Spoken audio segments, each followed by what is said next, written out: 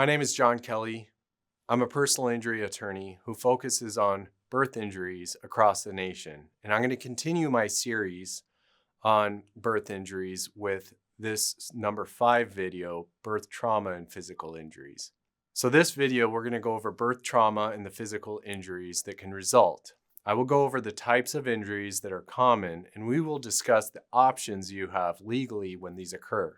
Not all birth injuries are neurological. Some involve physical trauma to a newborn's body during a difficult delivery. These injuries can include broken bones, bruising, nerve damage in areas other than brachial plexus. Finding out your baby has a fracture or swelling due to birth can be scary, even if doctors say it will likely heal. Parents often feel a mix of relief that the injury isn't necessarily lifelong, but also distress that their baby was hurt at the very start of their life. In this section, we address common physical birth injuries, such as clavicle fractures, skull injuries, facial nerve palsy, and others with details on how often they occur, how they're treated, and how families can cope. We'll also discuss ways to support your baby's recovery and what kind of emotional and legal considerations come with these injuries. I'm now going to go over some of the common types of physical birth injuries. Clavicle fractures or collarbone break. This is actually the most frequent birth-related fracture. It often happens in the setting of shoulder dystocia. When the shoulder is stuck, sometimes the clavicle will break as the baby squeezes through, or in breech deliveries where the arm gets pulled, and it's reported in about 0.5% to 1% of vaginal births, up to 1 in 100 babies. Signs in the newborn include not moving one arm as much and crying or fussiness when that arm is moved or when picked up under the arms. The good news is that newborns' clavicle fractures usually heal very quickly, often within a couple of weeks. Treatment is generally conservative, often just keeping the arm immobilized. For example, pinning the sleeve of the baby's shirt to the chest to act like a sling, and handling the baby gently for a week or two while the bone heals. A small bump might form at the fracture site as newborn grows. This is a normal part of healing, and the bump will remodel and reduce over time. In most cases, by 1 month old, the baby is using the arm normally and has no lasting issues. Parents should follow up with the pediatrician to ensure proper healing, but x-rays beyond the initial diagnosis are usually not even needed unless something seems off, because the healing is typically uneventful. I want to talk about skull fractures now. A baby's skull is soft and flexible, which helps it mold during birth, but in rare cases, skull fractures can occur. This might happen with instrumental deliveries, like forceps or vacuum extractor use, or if there were extremely prolonged pressure on the head in a difficult birth. There are different types of linear fracture in a thin break that usually doesn't press inward or cause brain injury, whereas a depressed skull fracture is when a piece of the bone is pushed into the brain. Depressed fractures are more concerning because they can bruise the brain tissue beneath. Newborn skull fractures are uncommon. Estimates vary, but one study found about 2.9 per 10,000 live births had a skull fracture, often minor. If a fracture is suspected, maybe the doctor feels an unusual ridge or the baby had trauma from the forceps, they'll do an exam and likely a skull x-ray or CT scan. Treatment depends on severity. Most linear fractures heal on their own with no intervention over time. The baby would just be observed for any neurological symptoms.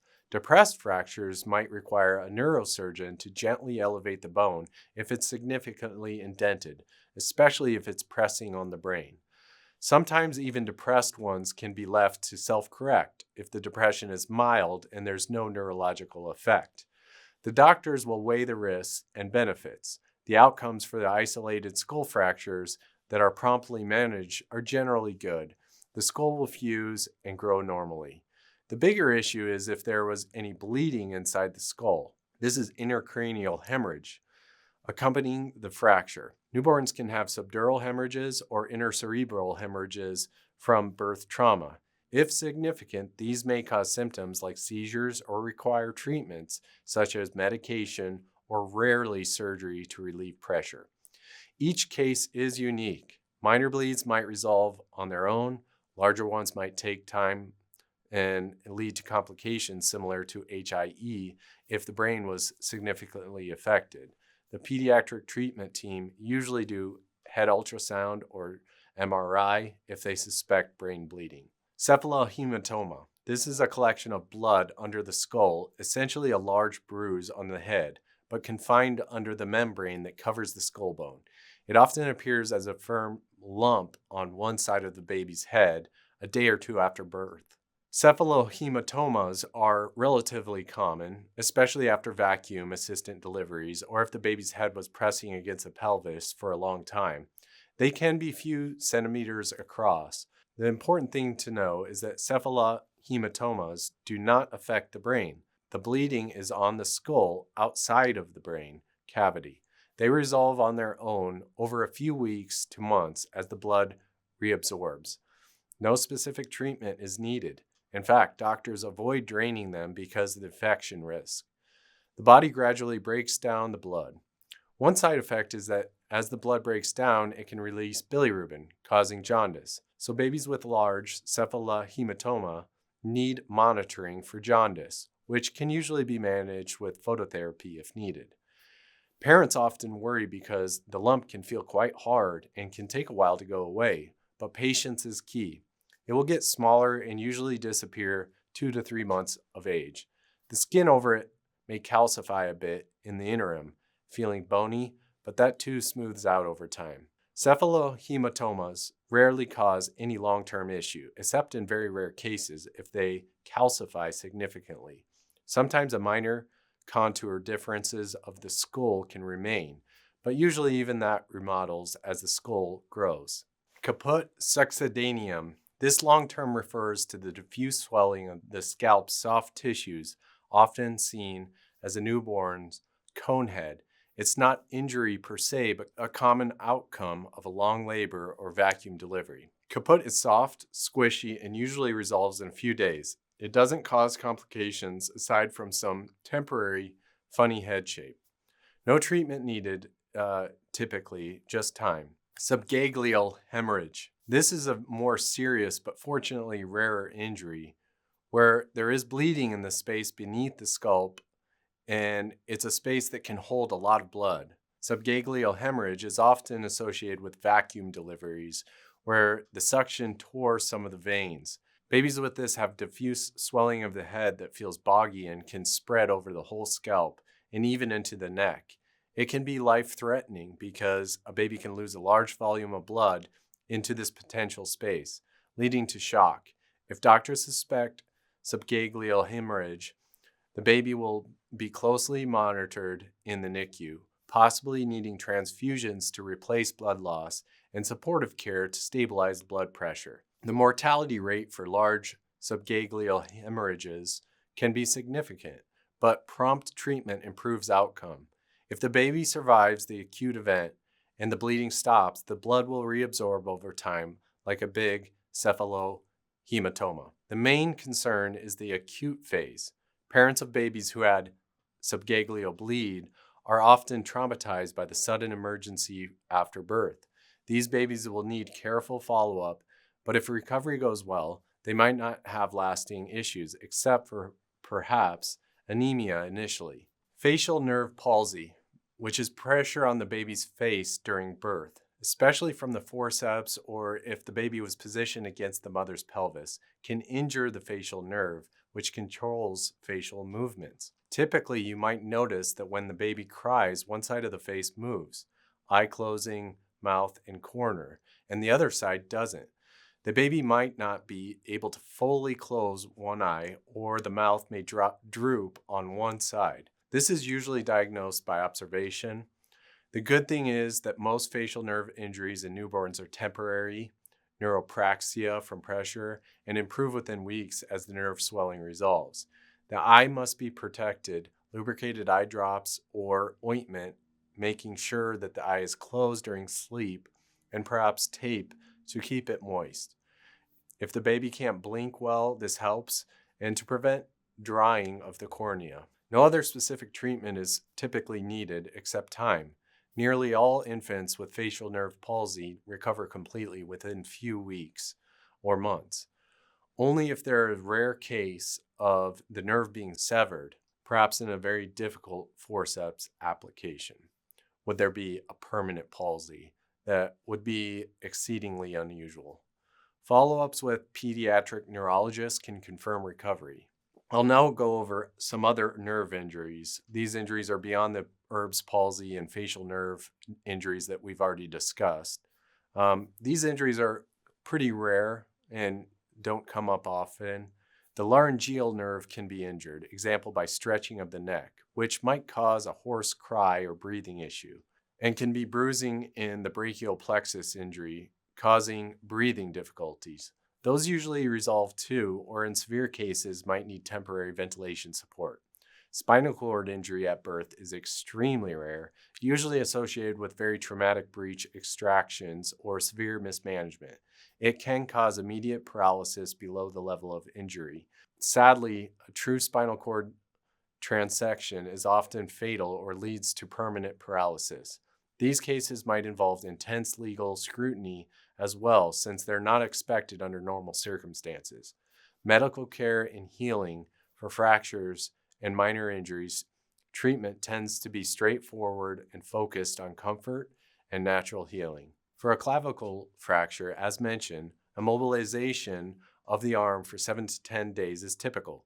You might be advised to handle your babies by scooping them under the buttocks and supporting the head instead of lifting under the arms for that initial period to avoid any kind of pain they feel. Pain management for a newborn might just be gentle handling. Sometimes a doctor might suggest a small dose of infant acetaminophen if the baby seems very uncomfortable, but often it's not needed as infants tend to cry only when the area is moved or otherwise can be soothed. By the 2-week mark, most babies are moving their arm freely without pain. For skull fractures or head trauma, the NICU team or pediatricians will manage monitoring. They usually check neurological status, perhaps repeating an ultrasound of the head, and to ensure no other bleeding. They will also watch for signs of jaundice if there was bruising, like in the instances where there is a hemorrhage. You as a parent mostly will be in wait and see mode when the medical team ensures the baby is stable.